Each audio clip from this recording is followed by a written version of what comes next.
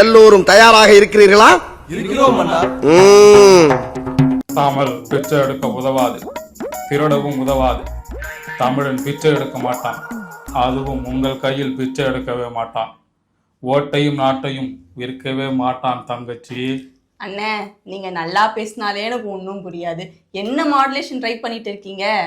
சரி, கண்டென்ட்டுக்கு வரமா டைரக்டா. என்ன கண்டென்ட்னா, இப்போ நான் பேசுன ஒருத்தர் வாய்ஸு அது கமலஹாசன் வாய்ஸ் மாதிரி இருக்காது, இருந்தாலும் அப்படிதான் எடுத்துக்கணும். இப்போ தமிழ்நாடு மட்டும் இல்லாம இந்தியா முழுக்க நம்ம நாடாளுமன்ற கமலஹாசனோட கன்னி பேச்சு தான் வைரல் ஆயிட்டு இருக்கு.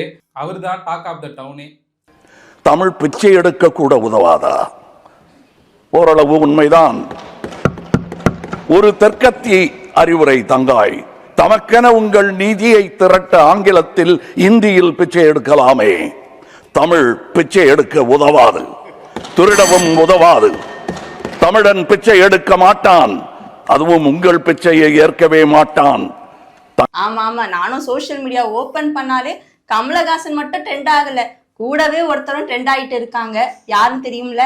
தெரியும், நம்ம நிர்மலா சீதாராமன், நிதியமைச்சர் நிர்மலா சீதாராமன் தான் ட்ரெண்ட் ஆயிட்டு இருக்காங்க. ஆமா, கூட இவங்க ரெண்டு பேரும் ட்ரெண்ட் ஆக என்ன காரணம்னு நினைக்கிறீங்க? அதாவது ஒண்ணும் இல்லம்மா, 2025 நிர்மலா சீதாராமன் நாடாளுமன்றத்துல ஒரு மிகப்பெரிய உரையை நிகழ்த்தியிருந்தாங்க. அதாவது தமிழ்ல பேசியிருந்தாங்க.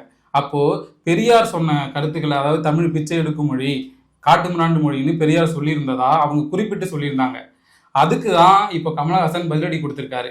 அதுதான் இப்போ ட்ரெண்டா போயிட்டு இருக்கு. ரெண்டு பேரோட வீடியோவும் போட்டு இப்போ இணையதளத்துல வைரல் ஆக்கிட்டு இருக்காங்க. தமிழ் படித்தால் பிச்சை கூட கிடைக்காது.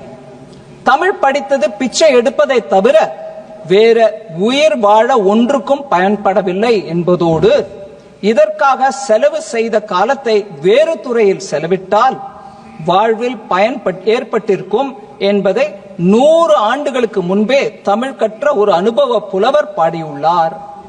ஆமா ஆமா, தமிழ் வந்து பிச்சை எடுக்கிற மொழி இல்ல, நாங்க யார் கொடுக்குற பிச்சையும் வாங்க மாட்டேன்னு ரொம்ப கர்ஜனையா பேசியிருந்தாரு. இன்னொரு பக்கம் அவரு எதுக்காக இதை பேசினாரு அப்படின்றதுதான் யாருக்குமே புரியலன்றதுதான் உண்மையான ஒரு கருத்தா இருக்கு. அது புரியலனாலும் எனக்கு என்ன தோணுதுன்னா, அவர் வந்து நிர்மலா சீதாராமனுக்கு பதிலடி கொடுக்குற விதமா பேசியிருந்தாரு. சரி, கன்னி பேச்சு இது மாதிரி ஏதாவது பேசினா கண்டிப்பா அது வைரலா பேசப்படும்னு அவருக்கும் தெரியும் கண்டிப்பா. ஆனா நிர்மலா சீதாராமன் பெரியார் பேசினதா சொல்லிதான் அங்க குறிப்பிட்டு பேசியிருந்தாங்க. ஆனா பெரியார் பேரை குறிப்பில்லை, அது வேற விஷயம். அவர் பேசுறதா சொல்லிதான் பேசியிருந்தாங்க. அதுக்கு இவர் வந்து நிர்மலா சீதாராமனே பேசியிருந்ததா அவரு அதுக்கு பதிலடி கொடுக்குற விதமா பேசியிருக்காரு. அது வந்து ரொம்ப முரணானதுதான். இது வந்து இந்த ரெண்டு ஸ்பீச்சையும் நீங்க எடுத்து பார்த்தாலே தெரியும். தமிழ் படித்தால் பிச்சை கூட கிடைக்காது. தமிழ் பிச்சை எடுக்க கூட உதவாதா? தமிழ் படித்தது பிச்சை எடுப்பதை தவிர வேற உயிர் வாழ ஒன்றுக்கும் பயன்படவில்லை என்பதோடு, இதற்காக செலவு செய்த காலத்தை வேறு துறையில் செலவிட்டால் வாழ்வில் பயன் ஏற்பட்டிருக்கும். தங்கச்சி, தமிழ் பிச்சை எடுக்க கூட உதவாதா? ஓரளவு உண்மைதான். ஒரு தெற்கத்தி அறிவுரை தங்காய், தமக்கென உங்கள் நீதியை திரட்ட ஆங்கிலத்தில் இந்தியில் பிச்சை எடுக்கலாமே. தமிழ் பிச்சை எடுக்க உதவாது, திருடவும் உதவாது. தமிழன் பிச்சை எடுக்க மாட்டான், அதுவும் உங்கள் பிச்சையை ஏற்கவே மாட்டான். இன்னொன்னு, இப்ப இவர் பேசினதுக்கு எல்லா தலைவர்கள் பக்கத்துல இருந்தும் சில விமர்சனங்கள் வந்துட்டு இருக்கு. அதுல முக்கியமா சொல்லணும்னா வானதி சீனிவாசன் சொல்லியிருக்காங்க, கமலஹாசன் பேசின பேச்சு ஒண்ணுமே புரியல, அதனாலதான் கோவை மக்களே அவங்கள தோக்கடிச்சிட்டாங்க அப்படின்னு சொல்லியிருந்தாங்க. இதனாலதான் இப்ப நாடாளுமன்றத்துல அவர் என்ன பேசியிருக்காங்கன்றதே ஒன்னும் புரியல அப்படின்னு நல்லாவே கிண்டல் அடிச்சிருக்காங்க. கமலஹாசன் பேசுறது உங்களுக்கு புரிஞ்சுதா? ஆனா உங்களுக்கு புரியுது? அதாவது எனக்கும் புரியலீங்க. 21 அவர் பேசுறது புரியாமதான் எங்க தொகுதி மக்கள் எல்லாம் இல்லைங்கன்னா நீங்க போங்கன்னு அனுப்பிச்சு விட்டாங்க. வானதி சீனிவாசன் மட்டும்தாமா ஆப்போசிட்டா பேசியிருக்காங்க. ஆனா மத்தவங்க எல்லாருமே பாராட்டி தான் பேசியிருக்காங்க. அதுக்கு ஒரு பெரிய லிஸ்டே இருக்கு. திருமாவளவன் பாராட்டியிருக்காரு, ஸ்நேகன் வந்து தமிழ் புலமையோட பேசி பாராட்டியிருக்காரு. அடுத்து வந்து நடிகர் இயக்குனர் அமீர் வந்து பாராட்டி போட்டிருக்காங்க. அதே மாதிரி வைரமுத்து அவரோட பேச்சு கர்ஜனையா இருந்துச்சுன்னு சொல்லி பாராட்டியிருக்காரு. அதனால அவருக்கு பாராட்டு ஒரு பக்கம் அதிகமா வந்துட்டு இருக்குமா.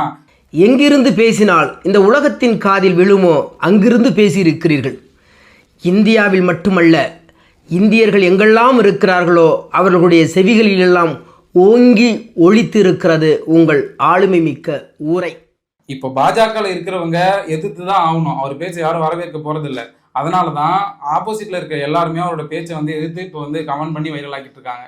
ஆமாண்ணா, ஆனா இதுல வந்து மு.க. ஸ்டாலினோட ஒரு மாஸ்டர் பிளான் இருக்குன்னு சொல்றாங்களே, அது என்னன்னு தெரியுமா? தெரியுமா? எதுக்கு தெரியும்? என்ன பிளான் தெரியுமா? அதாவது கமலஹாசனை வந்து உள்ள அனுப்புனதே வந்து நம்ம முதல்வர் ஸ்டாலின் தான். அவர் என்ன பிளான் போட்டார்னா, இங்கதான் புரியாம பேசிட்டு இருக்காரு கமல், இங்க யாருக்கும் புரியல. இதே போயிட்டு நீங்க பார்லிமெண்ட்ல பண்ணுங்க, கண்டிப்பா அவங்க பயந்துருவாங்க. எப்படி ஒரு 2-3 நாளைக்கு இவர் என்ன பேசியிருக்காரு, என்ன இவர் சொல்லியிருக்காரு அப்படிங்கறத வந்து ரிசர்ச் எல்லாம் பண்ணி ஒரு யுகம் முடியறதுக்குள்ள கண்டுபிடிச்சிருவாங்கன்னு நினைக்கிறேன். என்ன நினைக்கிறேன், கண்டுபிடிச்சிருவாங்களா? ஆமா, பிஜேபிக்கு தமிழ்நாட்டுல இருந்து நிறைய குடைச்சல் பண்ணி பார்த்தாங்க, எதுவும் வேலைக்கு ஆகல. சரி, சென்ட்ரல்லையாவது போய் ஏதாவது ஒரு குடைச்சல் கொடுப்போன்றதுக்காக கமலஹாசன் அனுப்பியிருக்காரு போல. அந்த கலைஞரின் மகனாக இருக்கக்கூடிய நான் சொல்றேன், அவனை யாராவது பாத்துங்களா? எங்கடா இந்த ஏரியால எங்க இருக்கா? இதுல என்னதான் மாஸ்டர் பிளான் இருந்தாலும் தமிழ்நாட்டுக்கு பட்ஜெட்ல ஒண்ணுமே இல்லைன்னு தான் எல்லாரும் குறை சொல்லிட்டு இருக்காங்க. இந்த டைம்ல கமலஹாசன் இத பத்தி பேசாம போன வருஷம் நடந்ததுக்கு இப்ப பதிலடி கொடுத்திருக்காரு. ஏமா, இது கமலோட முதல் பேச்சு, ஓகேவா? பார்லிமெண்ட்ல முதல் தடவை உள்ள போறாரு. அப்ப அவர் என்ன நினைப்பாரு, தன்னோட பேச்சு வந்து ஒரு மிகப்பெரிய அளவில் பேசு பொருளாகணும், அதுல ஆழமான கருத்துக்களை சொல்லணும் அப்படின்னு பார்ப்பாரு. அதனால நீ என்னதான் பட்ஜெட் கூட்டத்தொடரில் இதை பதிலடி கொடுத்தாலும் அவருக்கு முதல் பேச்சா ஒரு வெற்றியான பேச்சு தான். அவரு முதல் முறையா இந்தியா முழுக்க ஒரு அரசியல்வாதியா பேசப்பட்டிருக்காரு. ஏன்னா இது வரைக்கும் சினிமாவா நடிகனா நிறைய பேசப்பட்டிருக்காரு. அரசியல் ரீதியா அவர் பெருசா பேசப்படல, எங்கேயுமே தமிழ்நாட்டு அளவுல கூட பெருசா பேசப்படல. ஆனா இப்போ அவருக்கு இது வந்து ஒரு டேர்னிங் பாயிண்ட் அமையும் நான் நினைக்கிறேன். குடும்ப அரசியல் தமிழ்நாட்டையே குடி தோண்டி புதைக்கிறாங்க திமுக சொல்லி எதிர்த்து அரசியல் ஆரம்பிச்சீங்க, இன்னைக்கு உடனே வந்திருக்கீங்க, எப்படி உங்களோட பதில் சார்? நாட்டுக்கு தேவை, அதனால் வந்திருக்கிறேன். ஆமாண்ண, என்னதான் இருந்தாலும் நாடாளுமன்றத்துல ஒரு கர்ஜனைய கமலஹாசன் வெளிப்படுத்தியிருக்காரு அப்படின்னு நம்ம எடுத்துக்கலாம். நீ சொன்ன மாதிரி உண்மையாவே கமலஹாசன் அவரோட பேச்சு கர்ஜனையா தான் இருந்துச்சு. இதுக்கு முன்னாடி இந்த மாதிரி யார் பேசியிருக்கான்னு பார்த்தா நம்ம தமிழ்நாட்டை சேர்ந்த பேரறிஞர் அண்ணா. அவரோட பேச்சுக்கு இன்னைக்கு வரைக்கும் அவரோட பேச்சு புகழாத யாருமே இருக்க மாட்டாங்க. எதிரிகளையும் தன் பக்கம் ஈர்க்க வச்சவர் தான் பேரறிஞர் அண்ணா. Come from a country apart in India now, but which I think is of a different stock. I belong to the Dravidian stock. அண்ணாவை தொடர்ந்து அதுக்கப்புறம் பார்லிமெண்ட்ல அதிர விட்டவர் யாரு தான், அதுதான் நம்ம பார்லிமெண்ட் டைகர் வைகோ. ஆமா, கடைசியா பார்லிமெண்ட்ல பேசினப்ப கூட வைகோட பேச்சு அனல் பறந்துச்சு. இன்னும் 10 வருஷம் கழிச்சு அவர் பேசினா கூட அந்த கம்பீரமும் கர்ஜனையும் அதே மாதிரி தான் இருக்கும் அப்படிங்கிற மாதிரி இருந்துச்சு. எங்கள் வாழ்வும் எங்கள் வளமும் மங்காத தமிழன்று சங்கே முழங்கு எப்பக்கம் வந்து புகுந்து விடும் இந்தி எத்தனை பட்டாளம் கூட்டி வரும் கண்ணை கிளிபட நேரும் கட்டாய இந்தியை வெட்டி புதைப்போம். பேரறிஞர் அண்ணா, வைகோ, இவங்க 2 பேருக்கு அப்புறம் பார்லிமெண்ட்ல ஒரு அனல் பறக்கிற ஒரு கம்பீரமான பேச்சை கொடுத்தவர் யாருன்னு பார்த்தா நம்ம கமலஹாசன் அவர்கள் தான். ஆமாண்ணே, வைகோக்கு அப்புறமா யாரு அந்த இடத்தை நிரப்புவாங்கன்னு எதிர்பார்த்த நேரத்துலதான் சினிமா நடிகரா மட்டும் இல்லாம இப்ப கமலஹாசன் ஒரு எம்பியாவும் தன்னுடைய கர்ஜனை என்னன்றதை காட்டியிருக்காரு நாடாளுமன்றத்துல. ஆனா எனக்கு என்னன்னா இன்னும் ஒரே ஒரு கேள்வி என்னன்னா, அவர் வந்து இது ஒரு நாள் வரைக்கும் சினிமா பாதி பண்ணிட்டு அரசியல்ல அப்பப்ப வந்து எட்டி பார்த்துட்டு போயிட்டு இருந்தாரு. ஆனா இதுக்கப்புறமா ஒரு பார்ட் டைம் அரசியல்வாதியா இல்லாம ஃபுல் டைம் அரசியல்வாதியா இருக்கணும். அதுக்கான உரை தான் இந்த உரை. கண்டிப்பா அவர் முழு நேரமா அரசியல் இறங்கினா அவருக்கான மக்கள் நீதி மையம் இன்னும் வளரும். அது இல்லாம அவரோட அரசியல் என்ட்ரி மிகப்பெரிய அளவுல பேசப்படும் நான் எதிர்பார்க்கிறேன். உங்கள் இஷ்ட தெய்வங்களை வேண்டிக் கொள்ளுங்கள், பகுத்தறிந்த தமிழ்ச்சித்தன் கூற்று இது. வினை உம்மை சுடுக, என்றும் எங்கள் நாடு நீடூழி வாழும். வினை உம்மை சுடுக, ஓட்டப்பம்பும் வீட்டை சுடுக, வந்தீர் வென்றீர் செல்வீர்.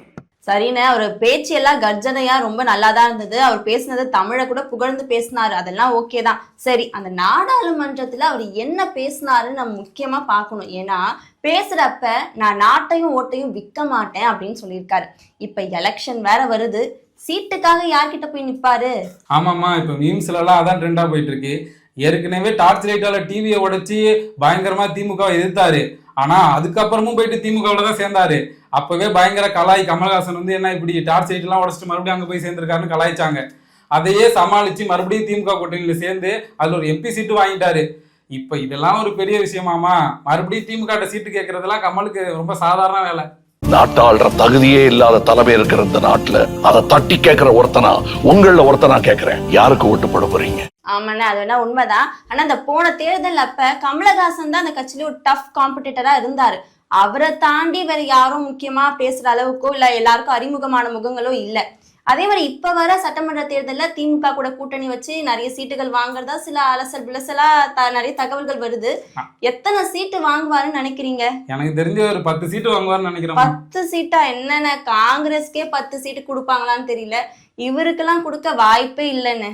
ஏமா இப்போ இவ்வளோ நாளா இருக்காரு, எம்பி சீட் வாங்கியிருக்காரு, அப்ப கீழே உள்ளவங்களா பாவம்ல, அவங்களுக்கு ஒரு 10 சீட் வாங்கி தர மாட்டாரா என்ன? யார்கிட்ட கேக்குற? அண்ணன் கேக்குற? கேக்குற கூச்சமா கேக்குற? என்னென்ன எம்பி சீட்டை எலெக்ஷன்ல நின்னு ஜெயிச்சா மாதிரி பேசுறீங்க. திமுக கேப்பை ஃபில் பண்ண எம்பி சீட்டை கமலஹாசனுக்கு கொடுத்துருக்காங்க. இதுல என்ன பெரிய விஷயம் இருக்கு? அது ஒரு பெரிய மேட்டரே இல்லம்மா. அவருக்கு கீழே இப்ப ஸ்நேகன் இருக்காரு. இப்ப ஸ்நேகன்னா அடிக்கடி வீடியோ எல்லாம் போறாரு கமலுக்காக. அவருக்கு கண்டிப்பா ஒரு சீட்டு கிடைச்சிடும். இன்னும் ஒரு 5-6 பேர் இருப்பாங்கம்மா. அதெல்லாம் பொறுக்கி போட்டு ஒரு 4 பேராவது தேராது, கண்டிப்பா ஒரு 4 பேராவது 4 சீட்டாவது கொடுப்பாங்கன்னு பாக்குறேன். சரிண்ணே, நாடாளுமன்றத்துல கமல் கர்ஜித்ததை பார்த்தோம். இந்த தேர்தல்ல எப்படி கர்ஜிக்க போறாருன்றதையும் பார்ப்போம். அதே மாதிரி மையம் இந்த தடவையாவது மாற்றத்தை ஏற்படுத்துமான்றதை பார்க்கலாம். கண்டிப்பா பொறுத்து இருந்துதான் பார்ப்போம்.